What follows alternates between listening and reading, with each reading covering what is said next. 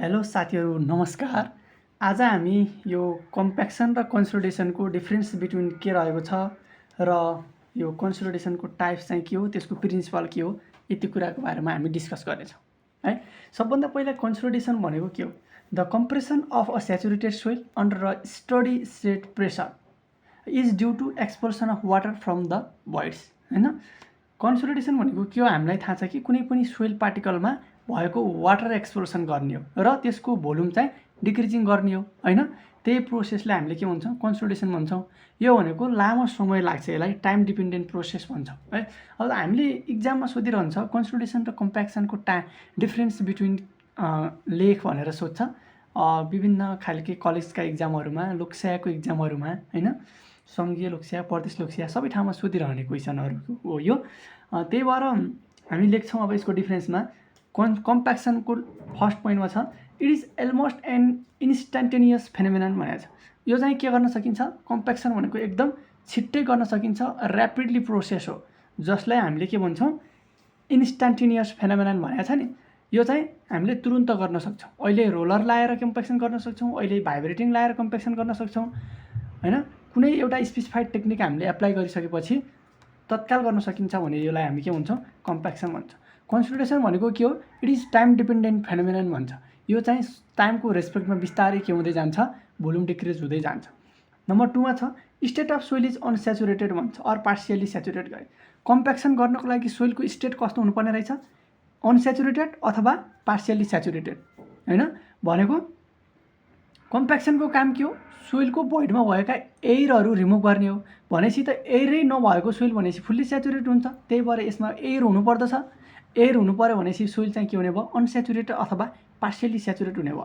त्यसो भएपछि that is degree of saturation कति हुनु पर्यो? यो लेस देन 1 हुनु पर्यो हैन। भनेपछि त्यही कुरा छ हाम्रो कन्सोलिडेसनमा, state of the soil is saturated भन्छ। सोइल चाहिँ स्याचुरेटेड छ भने डिग्री अफ स्याचुरेसन के हुन्छ? 1 हुन्छ। यो भनेको फुल्ली स्याचुरेटेड केस है। त्यस्तै अर्को नम्बरमा छ densification is due to a reduction in the volume of the air void at a given water content. मैले भनिसकेँ सोइल पार्टिकलको भोइड्समा भएको एयरलाई रिमुभ गरेर त्यसको भोल्युम चाहिँ के गर्छ? डिक्रिज गर्छ भने त्यसलाई चाहिँ के भन्छौँ? हामीले कम्प्याक्सन भन्छौँ। र अर्को छ volume reduction is due to the expulsion of the pore water from the voids हैन। सोइल पार्टिकलमा भएको जुन भोइड्सहरूमा जम्मा भएको वाटर हुन्छ त्यही पोर वाटरलाई चाहिँ रिमुभ गरेर जसको भोल्युम डिक्रिज गराउँछौँ भने त्यसलाई के भन्छौँ? हामीले कन्सोलिडेसन भन्छौँ। त्यस्तै छ अर्को नम्बरमा हामीले यहाँ मैले यहाँ पहिला यति नै लेखेको थिएँ, यही पछि एड गरेका पोइन्ट हुन्। लोडिङ कन्डिसन कस्तो छ भन्ने कुरा हुन्छ। लोडिङ कन्डिसन कम्प्याक्सनमा चाहिँ के हुन्छ? डाइनामिक हुन्छ। जस्तै हामीले रोलर लगाइराख्छौँ अनि भाइब्रेटिङ गरिराख्छौँ हैन, कन्टिन्युअस गर्छौँ क्या, त्यसलाई चाहिँ हामीले यो लोडिङ कन्डिसन चाहिँ के हुन्छ? डाइनामिक हुन्छ कम्प्याक्सनमा। भने यसमा लोडिङ कन्डिसन के हुन्छ? स्ट्याटिक हुन्छ र कन्स्ट्यान्ट हुन्छ। Loading condition is static and constant like building अथवा ब्रिज हैन।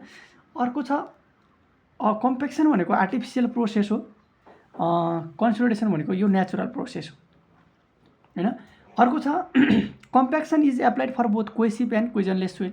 कम्प्याक्सन हामीले कोहेसिभ र कोइजनलेस सोइल दुईटैको लागि एप्लाई गर्न सक्छौँ भने कन्सोलिडेसन के को लागि गर्न सक्छौँ? ओन्ली वान कोहेसिभ सोइलको लागि मात्रै गर्न सक्छौँ भन्छ है। यो रहेको थियो यसको डिफरेन्स। अब हामीले कन्सोलिडेसनको प्रिन्सिपल के हो भन्ने कुरालाई अलिकति डिस्कस गर्छौँ। त देख्न सक्नुहुन्छ principal of consolidation and it's टाइपमा छ। अब यो चाहिँ प्रिन्सिपल हो है। प्रिन्सिपलमा चाहिँ के छ भने as the consolidation of soil occurs the water escape then the solid particle shift from one position to other by rolling and sliding. भनेको जब हामीले सोइललाई कन्सोलिडेसन गर्छौँ त्यसपछि के हुन्छ? सोइल पार्टिकलमा भएको वाटर चाहिँ स्केप आउट भएर बाहिर निस्किन्छ। वाटर स्केप आउट भयो भने के हुन्छ? सोइल पार्टिकल एक ठाउँबाट अर्को ठाउँमा के हुँदै जान्छ?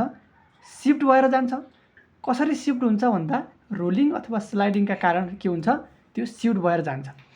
त्यो भइसकेपछि के हुन्छ? दस एटेन अ क्लोजर प्याकिङ। अनि त्यो वाटर बाहिर निस्किसकेपछि एक ठाउँबाट अर्को ठाउँमा सिफ्ट भयो, रोलिङ गरियो हैन, त्यसपछि स्लाइडिङ गरियो। यो प्रोसेस गरिसकेपछि के हुन्छ? एकअर्कामा प्याकिङ भएर बस्छ, क्लोजर प्याकिङ हुन्छ, यो कम्प्याक्ट भएर बस्छ। र initially the stress imparted into the soil is carried by water. सुरुमा हामीले सोइल पार्टिकलमा एउटा कुनै पनि लोड लगाउँछौँ अथवा कुनै पनि स्ट्रेस लगाउँछौँ भने त्यति बेलाको स्ट्रेस, त्यति बेला लगाएको लोड चाहिँ सोइल पार्टिकलमा भएको जुन पोर वाटर हुन्छ नि त्यो वाटरले चाहिँ क्यारी गर्छ भनेको छ हैन। जुन हाम्रो यो कन्सोलिडेसन हुनुभन्दा पहिला के वाटरले क्यारी गर्छ।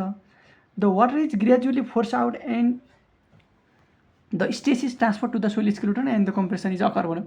जब हामीले कन्सोलिडेसन गर्छौँ, कन्सोलिडेसन गर्ने भनेको वाटर रिमुभ गर्ने हो। वाटर रिमुभ भइसकेपछि बिस्तारै वाटर बाहिर आइसकेपछि त्यो वाटरले क्यारी गरेको जुन स्ट्रेस थियो त्यो कहाँ जान्छ भन्दाखेरि त्यसले चाहिँ सोइल स्केलेटनमा ट्रान्सफर गर्छ के।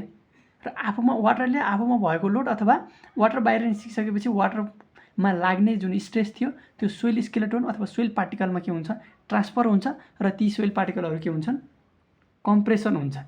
हो यही प्रोसेसलाई चाहिँ हामीले के भन्छौँ प्रिन्सिपल अफ कन्सोलिडेसन भन्छौँ है। ल अब हामी यसको टाइप्स छन्, यो टाइपको बारेमा थोरै डिस्कस गर्छौँ है। टाइप्स अफ कन्सोलिडेसन तीनटा टाइप छन्, इनिसियल कन्सोलिडेसन, प्राइमरी कन्सोलिडेसन र सेकेन्डरी कन्सोलिडेसन है। इनिसियल कन्सोलिडेसन भनेको के हो त? When a load is applied to a partially saturated soil a decrease in volume occur due to expulsion and compression of the air block हैन। भनेको initial कन्सोलिडेसनमा हामीले के कुरा सम्झिनु पर्ने हुन्छ भन्दा एउटा चाहिँ पार्शियली सेचुरेटेड सोइल हुन्छ सम्झिनु पर्यो। अर्को चाहिँ के सम्झिनु पर्यो भन्दाखेरि चाहिँ त्यो पार्शियली सेचुरेटेडमा भएका जुन एयर भोइडहरू हुन्छन् ती एयर भोइडहरूलाई रिमुभ गरेर त्यसको भोल्युम चाहिँ थोरै मात्रामा के गर्छ डिक्रिजिङ गराउँछ भनेर सम्झिनु पर्यो। यति दुईवटा कुरा सम्झियो भने सकियो हैन। हामीले फेरि के भन्नु हुँदैन भने कन्सोलिडेसन भनेको हामीले वाटरलाई एक्सपल्सन गर्ने हो भनेर पढाएको छौँ नि त अगाडि भर्खरै हैन। तर यहाँ चाहिँ किन एयरलाई रिमुभ गरेर वाटरलाई रिमुभ गरेन भन्ने कुरा आउँछ। तर यो तीनवटा टाइप छन् जुन यो स्टेज बाई स्टेज हो। फर्स्ट स्टेज भनेको हाम्रो इनिसियल कन्सोलिडेसन हो जसमा हामीले एयरलाई मात्रै रिमुभ गर्छौँ कि। त्यही भएर चाहिँ यो फर्स्ट इनिसियल कन्सोलिडेसनमा हाम्रो के कुरा आउँछ भन्दाखेरि इनिसियल कन्सोलिडेसनले एयर पार्टिकललाई रिमुभ गर्छ र थोरै मात्रामा त्यसको सोइलको चाहिँ के हुन्छ भोल्युम डिक्रिज गराउँछ भनेको छ। यति मात्र है। A small decreasing volume also occurs due to the compression of the solid particle thus the reduction in volume of the soil just after the application of load is called initial consolidation or initial compression भनेको त्यही soil particle थियो। एउटा हामीसँग saturated soil particle थियो जसमा हामीले के गर्यौँ लोड एप्लाई गऱ्यौँ, त्यसमा लोड लगायौँ। लोड लगाइसकेपछि त्यहाँ भएको जुन के अरे एयर भोइड थियो सोइल पार्टिकलमा भएको एयर भोइडहरू ती एयरलाई चाहिँ स्केप आउट गऱ्यौँ अथवा एक्सपल्स गऱ्यौँ। ती एयरलाई बाहिर निकालिसकेपछि त्यसको भोल्युम चाहिँ के भयो अलरेडी बिस्तारै के हुँदै गयो कम्प्याक्ट हुँदै गयो अथवा भोल्युम डिक्रिज हुँदै गयो। हो यही प्रोसेसलाई चाहिँ के भन्छौँ हामीले इनिसियल कन्सोलिडेसन भन्छौँ। भोल्युम डिक्रिज त भोल्युम डिक्रिज कति बेलाको भोल्युम डिक्रिज भनेपछि just after the application of load लगाइसकेपछि थोरै मात्रामा जस्ट आफ्टर भनेको ट्याक्कै यहाँ लोड लगाइसकेपछि थोरै मात्रामा केही चेन्जेस आउँछ भने त्यसलाई चाहिँ हामीले इनिसियल कन्सोलिडेसन भन्छौँ। र अर्को छ हाम्रो प्राइमरी कन्सोलिडेसन। प्राइमरी कन्सोलिडेसन भनेको इनिसियल कन्सोलिडेसन कम्प्लिट भइसकेपछि मात्र गरिने प्रोसेस प्राइमरी कन्सोलिडेसन हो। अब हामीले इनिसियल कन्सोलिडेसनमा के गरेका थियौँ एउटा पार्शियली सेचुरेटेड सोइलमा भएको एयर रिमुभ गरेका थियौँ। अब पार्शियली सेचुरेटेडमा चाहिँ के हुन्छ एउटा एयर हुन्छ, एउटा वाटर हुन्छ, एउटा सोलिड हुन्छ। तीनटा कुरा मिलेर पार्शियली सेचुरेटेड सोइल बन्छ। अब हामीले इनिसियल कन्सोलिडेसनमा के गरिसक्यौँ त्यहाँ भएका के अरे एयरलाई रिमुभ गरिसक्यौँ भनेपछि अब हामीसँग के मात्र बाँकी छ सोइल पार्टिकल र वाटर मात्र बाँकी छ। अब कुनै पनि सोइल पार्टिकलको भोइडमा वाटर मात्र बाँकी छ भने हामीले त्यसलाई के भन्छौँ फुल्ली सेचुरेटेड सोइल भन्छौँ हैन। हो यही प्राइमरी कन्सोलिडेसनमा अब फुल्ली सेचुरेटेडको कुरा आउँछ।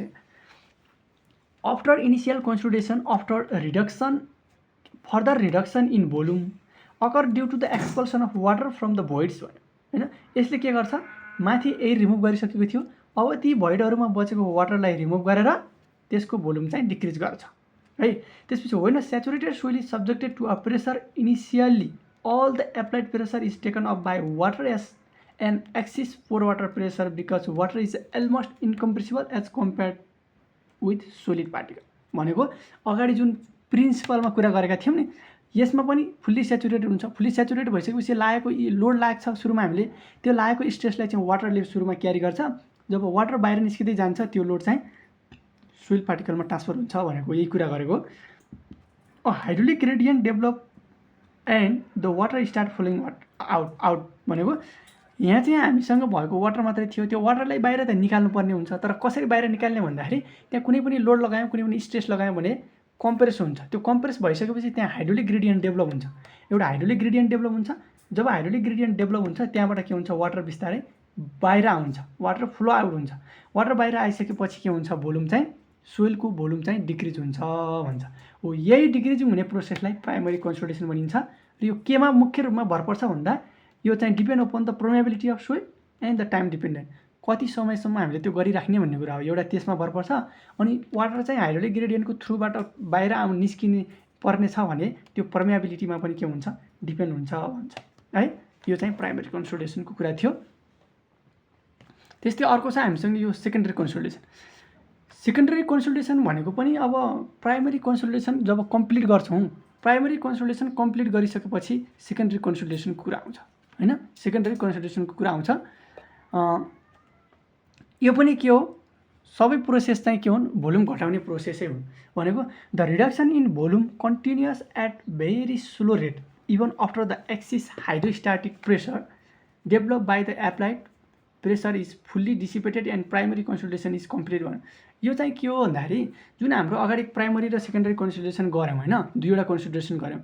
अब दुईवटा मेथड गरिसकेपछि हामीले यहाँ के गरेका थियौँ, सबैमा भोल्युम डिक्रिज गर्ने काम गरेका थियौँ। हो त्यही अनुसारले यसमा पनि के गर्छ भोल्युम डिक्रिज गर्छ। तर कसरी डिक्रिज गर्छ भन्दाखेरि इनिसियल कम्प्लिट भइसकेपछि प्राइमरी गऱ्यौँ, प्राइमरी कम्प्लिट भइसकेपछि अब सेकेन्डरीमा के हुन्छ भन्दाखेरि प्राइमरी कन्सोलिडेसनमा हामीले के गरेका थियौँ, त्यो पोर वाटरलाई रिमुभ गरेर त्यहाँ भएको जुन सोइल पार्टिकलहरूलाई कम्प्याक्सन गरेर भोल्युम डिक्रिज गरेका थियौँ। तर यसमा पनि के भयो भने त्यहाँ भएका ती के अरे पोर वाटर प्रेसरलाई हामीले एकदम कम्प्याक्सन गरेर जति पनि छन् भोइडहरूमा भएको के अरे वाटर थियो त्यो सबै बाहिर निस्किसक्यो। त्यो भनेको हाइड्रोस्ट्याटिक प्रेसर हो नि त, पानीले दिने प्रेसर के। यो हाइड्रोस्ट्याटिक प्रेसरलाई लगभग जेरो बनाइसक्यौँ हामीले कि अगाडि नै माथि। हाइड्रोस्ट्याटिक प्रेसर जेरो हुनु भनेको त्यो कुनै पनि भोइडमा भएको वाटर लगभग कम्प्लिटली त्यो हटिसक्यो भनेको हो कि होइन। हो त्यहाँ भएको वाटर कम्प्लिटली हटिसक्दा पनि अझै पनि सोइल बिस्तारै भोल्युम डिक्रिज हुँदै जान्छ अरे के। हो त्यो स्टेजलाई हामीले के भन्छौँ भनेको छ। हो त्यही स्टेजलाई चाहिँ हामीले के भन्छौँ सेकेन्डरी कन्सोलिडेसन भन्छौँ। अब सुरुको स्टेजमा त हामीले एयरहरूलाई रिमुभ गरेको कारणले भोल्युम डिक्रिज भयो।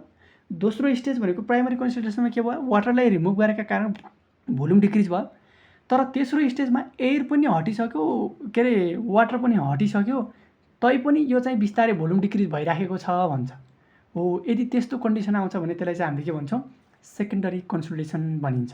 यही सेकेन्डरी कन्सोलिडेसनका कारणले गर्दा सोइल पार्टिकलहरू के हुन्छन् ब्रेकडाउन हुन्छन् भन्छ के है। सोइल पार्टिकलहरू ब्रेकडाउन हुन्छन्, यो चाहिँ सेकेन्डरी कन्सोलिडेसनको कारणले गर्दा। हामीलाई कन्सोलिडेसन र कम्प्याक्सनको डिफ्रेन्सिएट गर र के अरे यो कन्सोलिडेसनका टाइपहरू लेख भन्यो भने अगाडिको त्यतै डिफ्रेन्स बिट्विन लेख्ने, अनि यी तीनवटा कुराहरू च्याप्प लेखिदियो भने एन्सर चाहिँ ट्याक्क भइसक्यो है। आजलाई हामी यति गर्छौँ, त्यसपछि अब अर्को भिडियोमा हामी अरू क्वेसनहरू ल्याउनेछौँ है। यो रिटन पेपरको लागि स्पेसियली एकदम बेस्ट छ। एमसिक्यूमा सोध्ने भनेको तपाईँले यो कम्प्याक्सनले के काम गर्छ भनेपछि एयर रिमुभ गर्ने काम गर्छ भनेर सोध्छ। कन्सोलिडेसनले के गर्छ भनेपछि वाटर एक्सपल्सन गर्ने काम गर्छ भनेर यी दुईवटा क्वेसनहरू सोध्ने स्पेसियल्ली। थ्योरी क्वेसनमा चाहिँ हामीले सबै कुराहरू लेख भन्छ लुक्साको इक्जाममा पनि। यसरी नै हामीले लेखिदियौँ भने यसको एन्सर लगभग कम्प्लिट हुन्छ है। ओके ल आजलाई यति गर्छौँ, हस् धन्यवाद।